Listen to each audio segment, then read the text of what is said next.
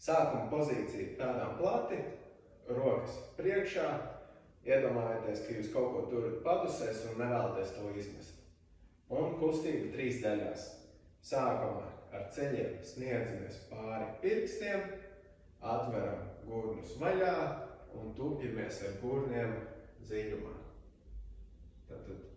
Un ceļamies augšā. 3 kustības. Ceļi uz priekšu, gurni vaļā un gurni slīkst dziļumā. Lēnām augšā, līdz esam taisni. Atkal ceļi, gurni vaļā un gurni slīkst. Tupjamies cik dziļi ir iespējams, lai mums nepaceļās papēdis.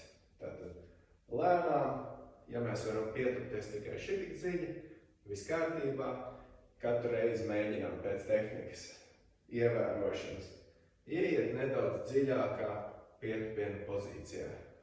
Korseti turam stingru, lēnām, vienmērīgi, ar pacietību.